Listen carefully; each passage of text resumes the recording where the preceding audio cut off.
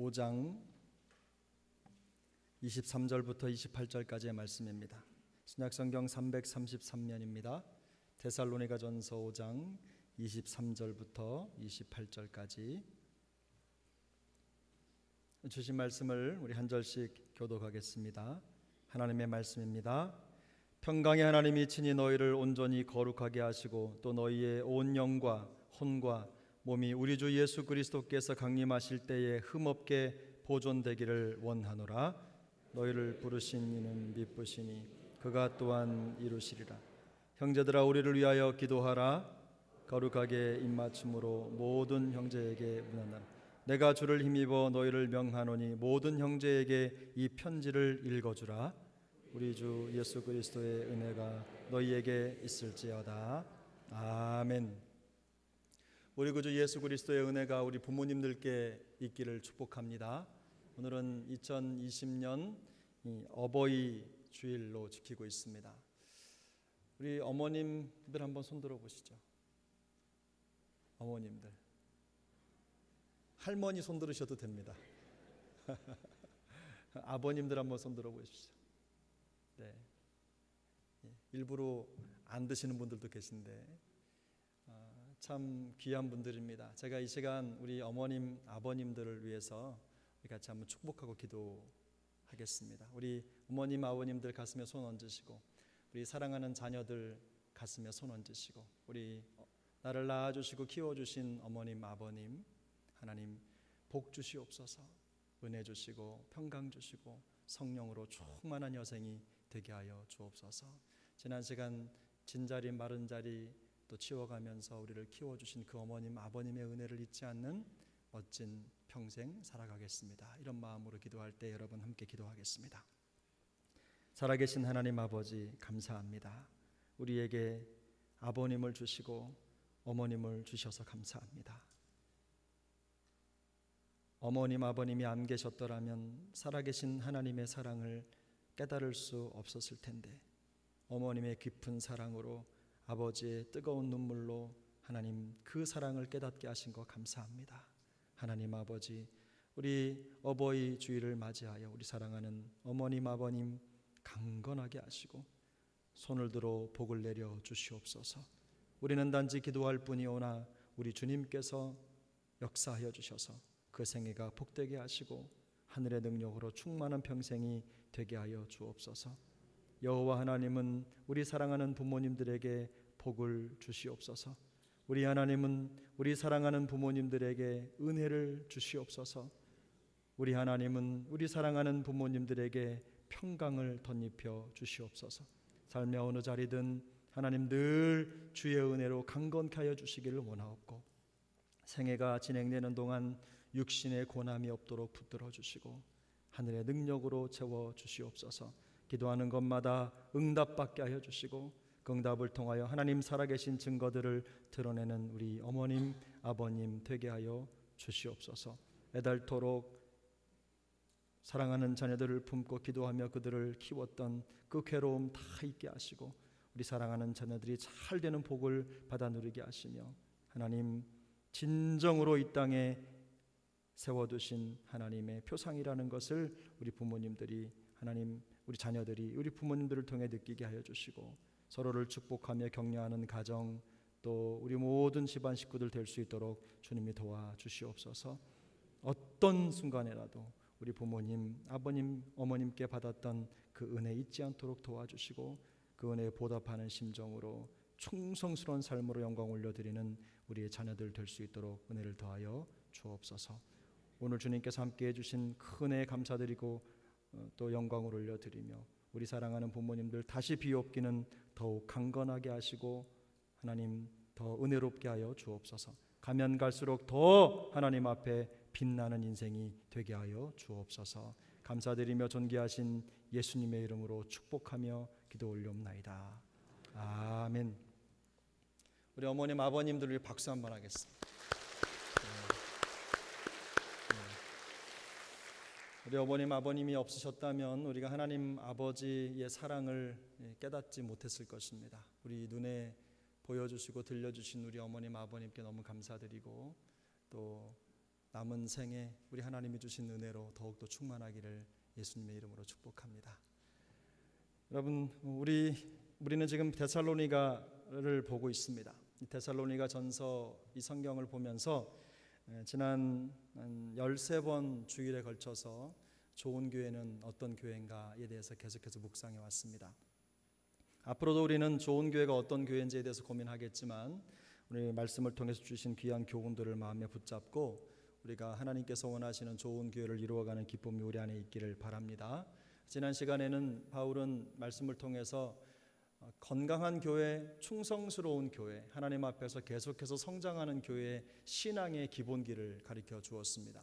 큰 틀에서 보면 신앙의 기본기는 일단은 목회자와 또 영적 지도자들을 존경하고 그 사역을 귀히 여기라고 권면을 했습니다. 뿐만 아니라 성도 간에 서로 돌보고 서로 지원하고 격려하는 그런 삶을 살아서 사랑의 능력을 드러내라고 권면을 했습니다. 뿐만 아니라 항상 기뻐하고 또 쉬지 말고 기도하고 범사에 감사하고 하나님의 말씀을 귀 기울여 듣고 그 말씀에 순종하는 삶을 통해서 하나님의 뜻을 이루도록 격려했습니다. 그런 귀한 격려를 진행하면서 바울은 이제 이 애틋한 데살로니가 교회 성도들과의 만남을 정리해야 합니다. 비록 떨어져 있기는 했지만 서로를 향해서 정말 깊은 사랑의 마음을 가지고 있는 이 바울과 데살로니가 교회 성도들의 모습을 우리가 성경을 통해서 보았습니다. 바울에게 있어서 데살로니가 교회 성도들은 정말 기쁨이고 자랑이었습니다. 생각하면 눈물이 나고 기도가 나오고 축복을 하게 되고 그들을 생각하면 하나님이 하신 일 때문에 너무나 감격스러운 시간들을 보내게 되었습니다. 그만큼 이 편지를 마무리하면서 바울의 심정에는 아쉬움이 많이 남았을 것입니다. 그 과정 속에 이제 편지를 마무리하면서 바울은 그들에게 아주 중요한 진리들을 몇 가지 또 건네주고 축복하며 편지를 정리합니다. 우선 바울은 평강의 하나님께 그들을 온전히 거룩하게 해달라고 맡겨드립니다. 데살로니가전서 5장 23절에 보면 평강의 하나님이 친히 너희를 온전히 거룩하게 하시고 또 너희의 온 영과 혼과 몸이 우리 주 예수 그리스도께서 강림하실 때에 흠없게 보존되기를 원하노라. 이렇게 기도합니다. 이 온전히 거룩하게 된다는 말은 어느 부분도 빠진 곳이 없이 우리의 모든 삶 전체가 완벽하게 성별된다는 의미를 담고 있습니다. 또 흠없이라고 하는 말은 우리의 삶의 모든 차원이죠. 신체적으로나 정서적으로나 영적으로나 육적으로나 어떤 부분도 기울어지거나 삐뚤어지지 않기를 바라는 마음입니다. 균형 잡힌 몸, 영혼, 또 정서, 마음, 이 모든 것들을 위해서 기도하는 거죠. 그렇게 됐을 때 우리는 흔들림 없이 성장해 갈 수 있기 때문입니다. 그 마음속에 평강의 하나님께서 그들을 지켜가시고 이끌어 가실 것이라고 하는 확신이 담겨 있는 것입니다. 바울이 굳이 영, 혼, 몸 이렇게 나누어서 언급하고 있는 의도가 있습니다. 그것은 뭐냐면 우리의 성장과 성숙은 어느 한편으로만 드러날 수 있는 것이 아니라 우리 삶의 모든 차원에서 나타나야 된다는 의미를 담고 있습니다. 온전히 또 흠없이 거룩하게 구별된 하나님의 사람들, 기울어지지 않은 균형 잡힌 모습으로 말씀 안에서 성장해 가기를 바라는 마음이 이 바울의 마음속에 담겨 있는 것입니다. 이 보존된다, 우리 주님께서 보존하실 것이다, 이 말은요 하나님께서 거룩하게 하신다라는 말하고 같은 맥을 같이 하는데 이것은 우리가 조금 어려운 표현으로 성화라고 하는 이 신학적 용어와 연결이 되어져 있습니다. 이 성화라고 하는 것은 우리가 열심히 노력해서 완성할 수 있는 일은 아닙니다. 우리 주님께서 우리 안에 역사하시고 우리에게 또 그런 은혜를 베풀어 주셔야 이 일이 이루어지는 것입니다. 이 성도들은 이 악한 세상 속에 살아가면서 악하고 부정한 것으로부터 완전히 독립할 수 없기 때문에 우리는 항상 그런 것들로 인해서 오염된다는 말이죠. 생각이 오염되고 또 마음이 오염되고 삶의 자리가 오염이 됩니다. 그런데 하나님은 당신의 능력으로 우리를 지키셔서 인도하시고 우리가 하나님의 나라에 합당한 주의 백성이 되게 하기 위해서 이 성화의 과정을 손수 이끌어 가신다는 것입니다. 그래서 바울은 지금 이 데살로니가 교회 성도들을 하나님께 위탁하면서 그들을 온전히 거룩하게 하시고 주님께서 이 나라에 임하시는 그 순간까지 그들이 흠없이 보존되기를 간절하게 기도하고 있습니다. 이것은 계속해서 우리 하나님께서 이미 과거에 이루셨고 그리고 우리를 그렇게 이끌어 가실 것이라고 하는 이 바울의 확신이 담겨진 고백입니다. 놀랍게도 이런 비슷한 기도가 예수님의 기도 속에도 담겨 있습니다. 요한복음 17장 15절에 보면 내가 비옵는 것은 그들을 세상에서 데려가시기를 위함이 아니요 다만 악에 빠지지 않게 보존하시기를 위함이니이다. 예수님께서는 우리를 세상에서 완전하게 데려가시도록 하나님께 기도하지 않고 그들이 세상 가운데 있지만 그러나 악한 영향력으로 오염되지 않도록 보호해 주시기를 기도하고 있습니다. 예수님의 기도처럼 바울도 오늘 성도들의 온 영과 혼과 몸이 그렇게 구별돼서 하나님 앞에 드려지기를 간절하게 기도하고 있는 것입니다. 성도들의 삶이 어떤 부분에서도 부족함 없이 정서적으로, 영적으로 그리고 육체적으로 온전한 성도의 삶을 살아가서 주님의 재림을 맞이할 수 있도록 기도하고 있는 것입니다. 사실 바울의 이 간절한 기도대로 오직 예수 그리스도를 믿음으로 구원받은 우리는 이제 더 이상 책망도 정죄도 그리고 죄책도 없이 흠없는 모습으로 주님을 맞이하게 될 줄로 믿습니다. 그런데 어떻게 이것이 가능할까요?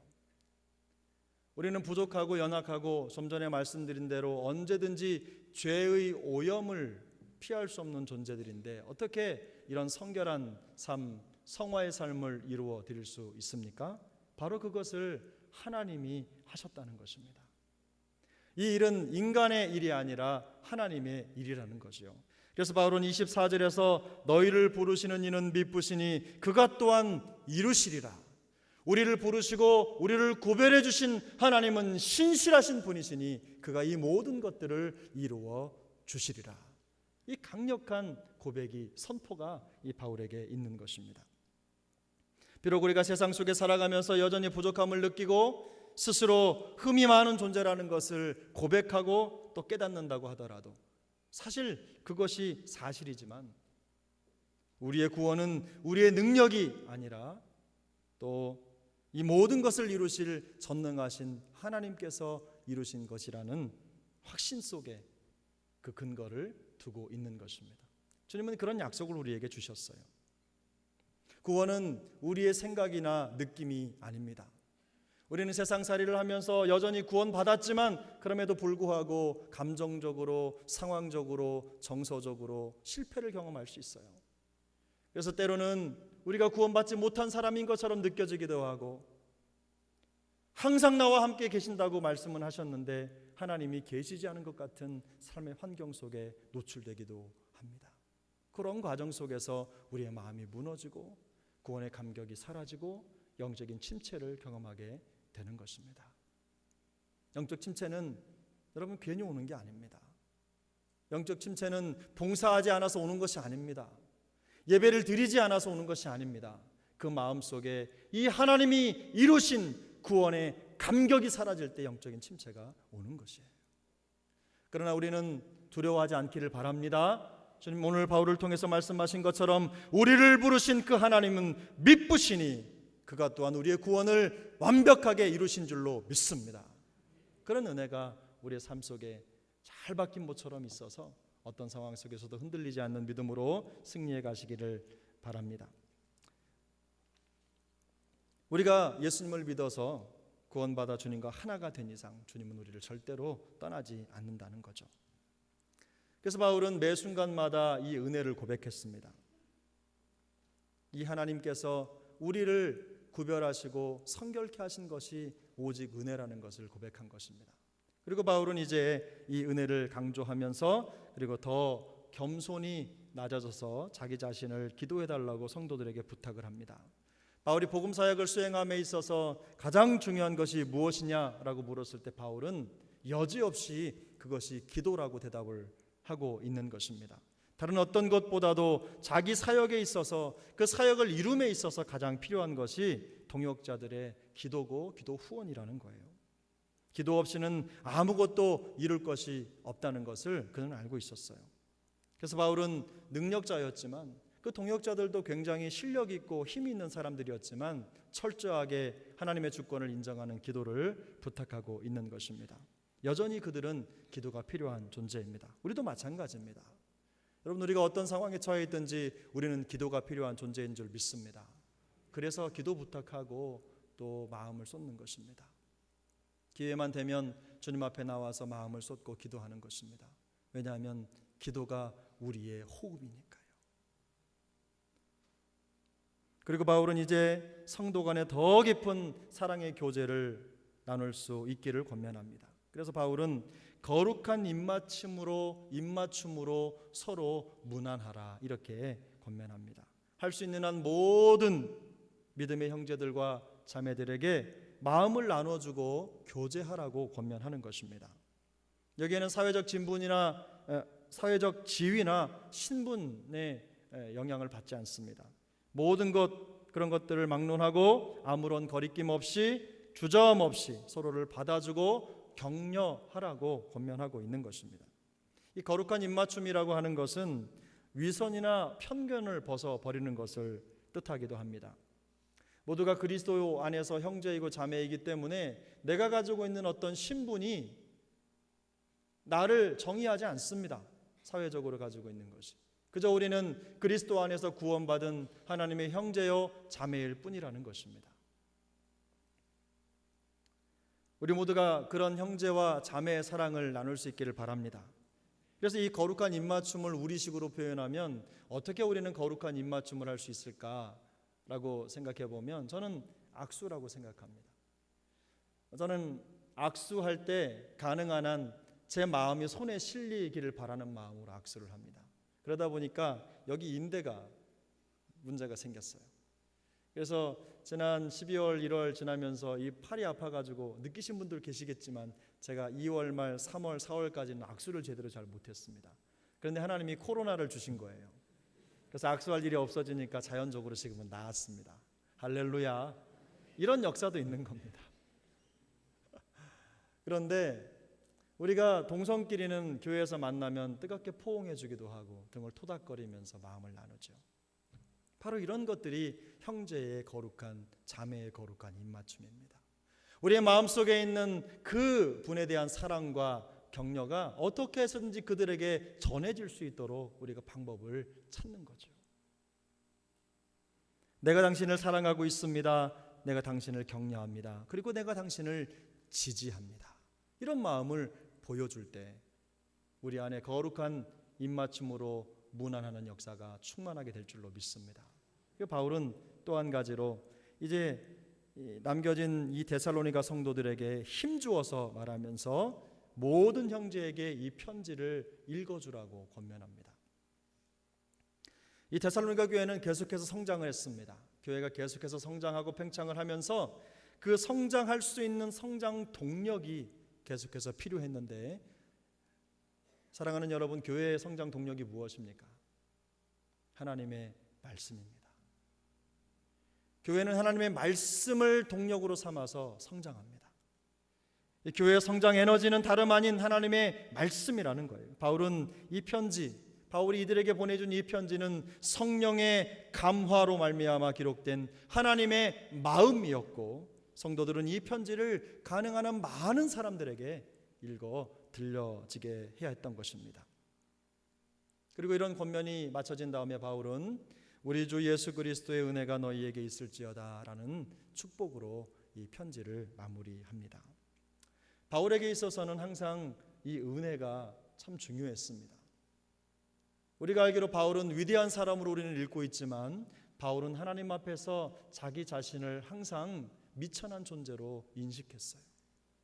그래서 은혜가 항상 과분한 것이었고 자기를 이끌고 자기를 도와주시고 자기를 세우시는 그 전능하신 하나님 앞에서 늘 뜨거운 마음을 드릴 수밖에 없었어요.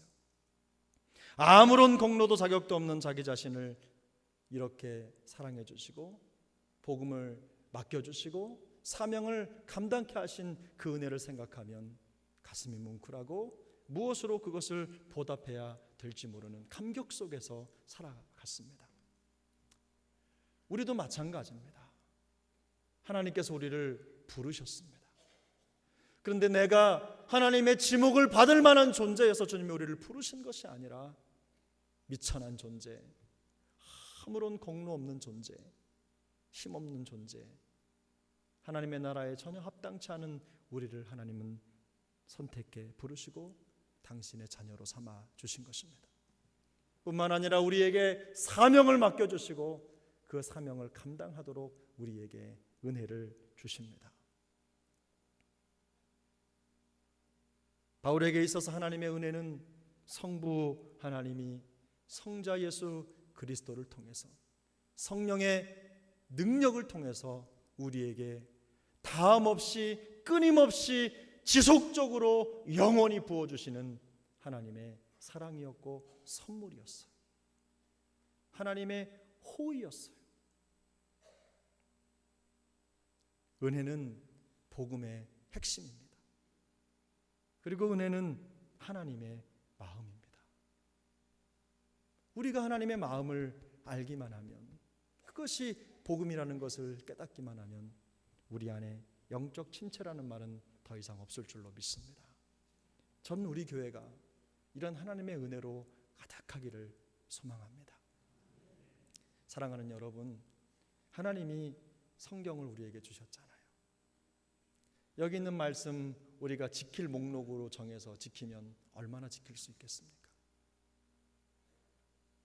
우리가 행하는 행위로 이 말씀을 지킬 목록으로 정해서 지킨다고 해서 천국이 우리에게 오는 것이 아닙니다. 은혜가 필요합니다. 하나님의 은혜가 필요합니다. 변화는 여기에 있는 지킬 목록을 지켜서 우리가 변화되는 것이 아니라 우리가 하나님의 은혜 앞에 어떻게 부름받은 존재인지를 깨닫는 그 순간부터 우리는 깨어지고 무너지면서 변화되기 시작하는 거예요. 그것이 복음이에요. 바라기는 우리 세종항 모든 가족들이 하나님의 그 깊고 넓고 높은 하나님의 은혜를 깨달아서 살아있는 동안 이전에 없던 감사와 기쁨이 늘 차고 넘치는 그런 생애가 될 수 있기를 예수님의 이름으로 축복합니다. 사랑하는 여러분, 우리가 오늘 본문을 통해서 좋은 교회를 발견한다면 여러분이 생각하는 좋은 교회의 어떤 모습을 발견하셨습니까? 오늘 말씀을 가만히 보면 이 바울이 이 데살로니가 교회 성도들과 마음을 나누죠. 근데 멀리 떨어져 있었지만 이 바울과 이 데살로니가 교회 성도들은 마치 강력한 어떤 선에 의해서 연결되어져 있는 것 같습니다. 떨어져 있었지만 그러나 누구보다 더 진한 사랑을 표현하고 전하고 그들을 격려하고 지지할 뿐만 아니라 그들을 품고 기도하며 마음속에 있는 간절함을 나누고 있어요. 결국은 그들이 물리적으로 보면 떨어져 있는 것 같지만 그러나 연결돼 있었던 겁니다. 그래서 좋은 교회는 서로 밀접하게 그리고 아주 긴밀하게 연결되어져 있습니다. 교회를 다니면 외로움이 참 적이죠. 교회 와도 만날 사람이 없고 친구가 없는 것만큼 외로운 게 없어요. 우리가 서로에게 연결된다는 말은 굉장히 중요합니다. 그러면 어떻게 해서 서로 연결되고 서로에게 지체의식을 가질 수 있을까요? 어떤 방법으로? 여러분은 어떤 방법으로 그게 가능하다고 생각하십니까? 오늘 본문에서 그런 모든 것들을 보여주는데요. 성도는 첫 번째로 기도로 연결됩니다. 좋은 교회, 좋은 성도는 기도를 통해서 서로 영적으로 연결되어져 있습니다. 바울은 끊임없이 성도들을 위해서 기도했고 오늘 바울은 이 성도들에게 자기를 기도해달라고 위탁합니다. 기도를 부탁하는 것은 절대로 부끄러운 일이 아닙니다. 우리가 약하다고 하는 것을 다른 사람에게 알리는 것도 아닙니다. 오히려 우리가 다른 사람에게 우리의 기도를 부탁하는 것은 하나님의 주권을 인정하는 것이고 하나님께서 나를 통해 어떤 일을 이루실지를 기대하는 것인 줄 믿습니다. 만약에 우리가 하나님의 주권을 인정하는 이 기도로 연결될 수만 있다면 우리는 영적으로 딱 붙은 하나님의 사람들인 줄로 믿습니다. 기도는 우리를 영으로 연결되게 하는 거예요.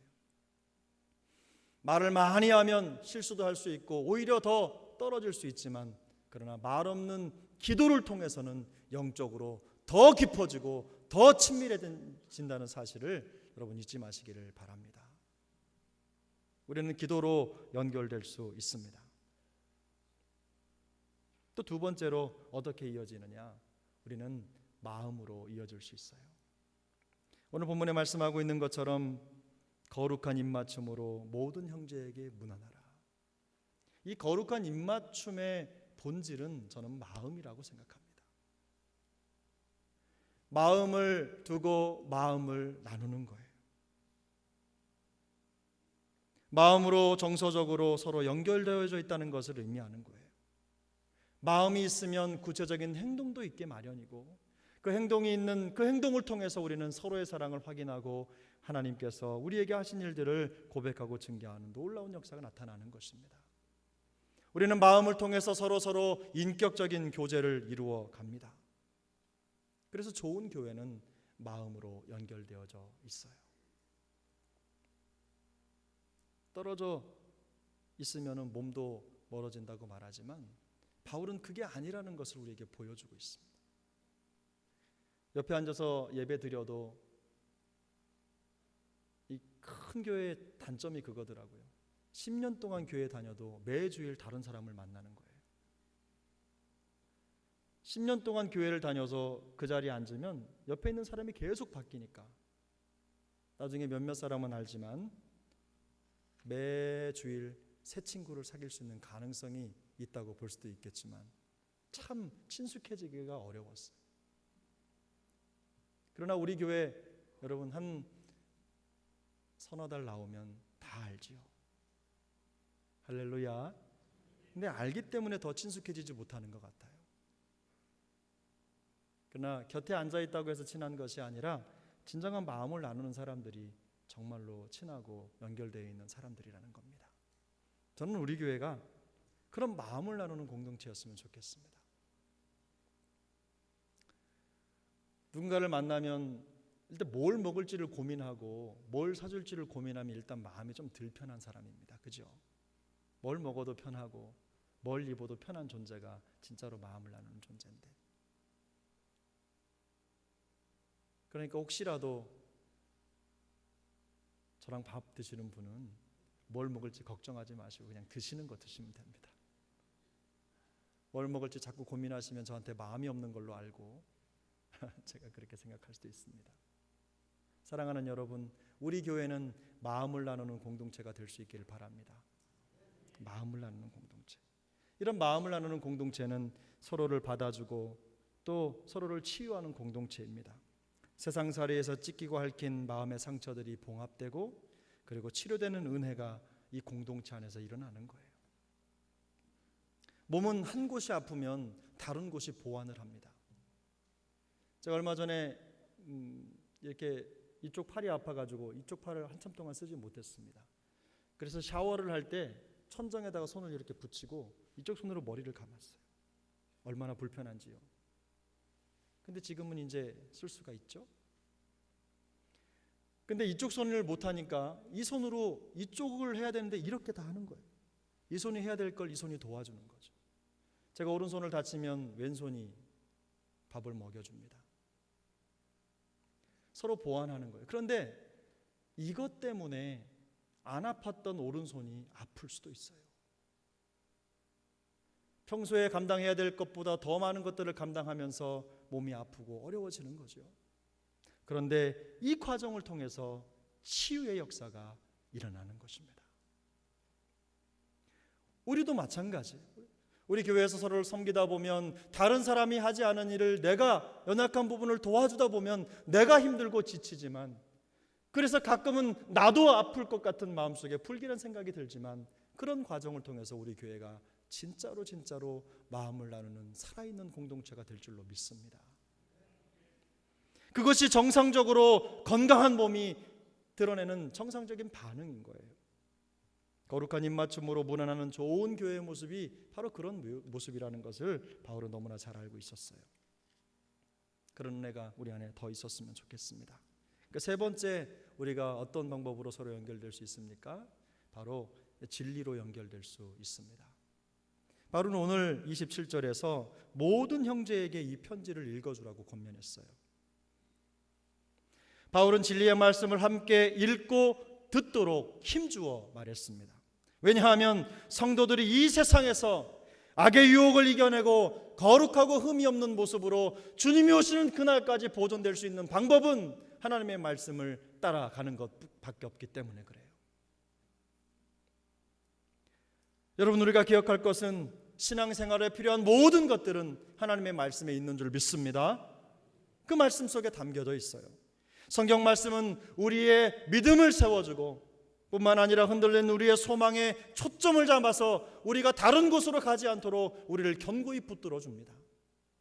그리고 하나님의 말씀은 우리가 진정한 사랑이 어떤 것인지를 알게 하고 그 사랑의 수고를 감당하도록 우리를 등밀어 주시고 격려해 주신다는 거죠.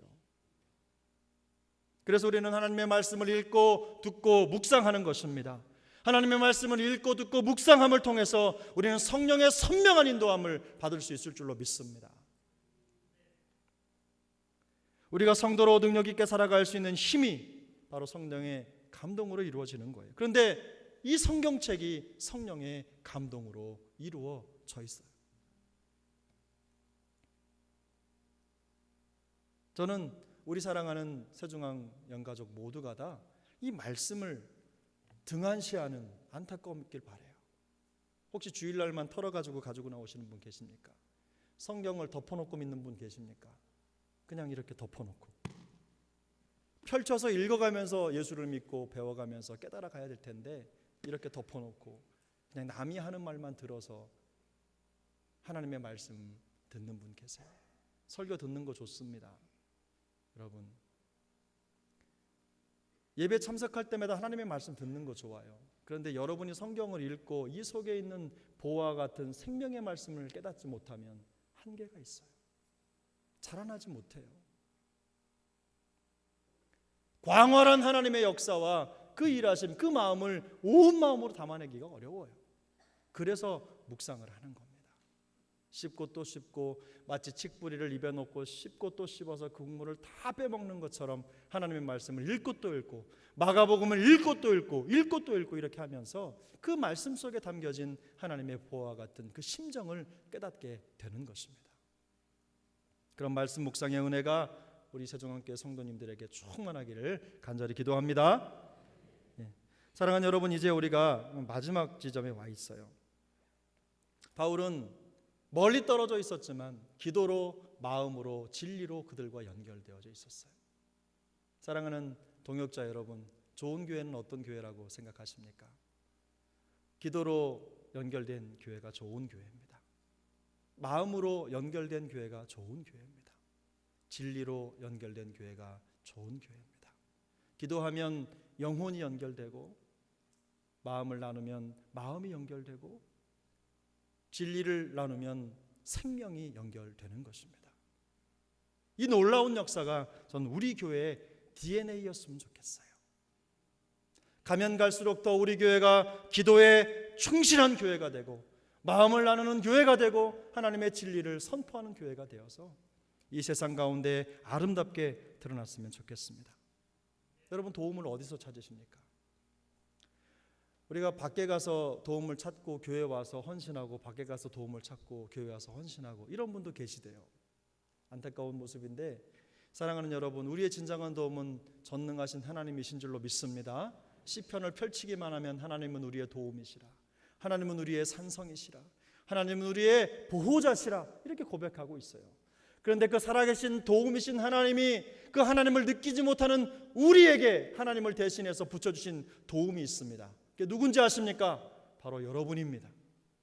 하나님의 교회된, 하나님의 가족된 여러분이 옆에 있는 지체의 그 도움이라는 것입니다. 그런 마음으로 옆에 있는 지체를 돕고 세우고 그들을 위해 기도하며 격려하며 하나님의 몸된 교회 공동체를 이루어갈 때 하나님이 영광 받으실 줄로 믿습니다. 여러분, 우리가 기도할 때, 우리가 영혼의 무게를 가지고 기도할 때 옆에 있는 지체를 도울 수 있습니다. 말씀드린 대로 기도는 비겁한 것이 아닙니다. 나약한 것이 아닙니다. 전능하신 하나님께 내 사랑하는 지체를, 내 인생을, 내 자녀의 인생을 맡겨 올려드리는 것입니다. 믿음의 고백입니다. 우리가 서로를 받아주고 격려하며 진실한 마음으로 서로 연결되어 있을 때 하나님은 우리를 통해 영광을 받으실 줄로 믿습니다. 뿐만 아니라 우리가 하나님의 말씀을 통해서 믿고 사랑하고 소망의 은혜를 나눌 때 하나님은 우리를 사용해 주실 줄로 믿습니다. 바로 그것이 진리의 공동체의 특징이에요. 데살로니가 교회의 특징은 믿음과 사랑과 소망이었습니다. 믿음의 역사와 사랑의 수고와 소망의 인내가 끊이지 아니하는 말씀 충만한 교회였어요. 교제 충만한 교회였어요. 기도가 충만한 교회였습니다. 그들은 기도와 마음과 말씀으로 연결된 생명체였어요. 저는 우리 교회가 기도와 마음과 말씀으로 연결된 생명체 공동체가 될 수 있기를 바랍니다.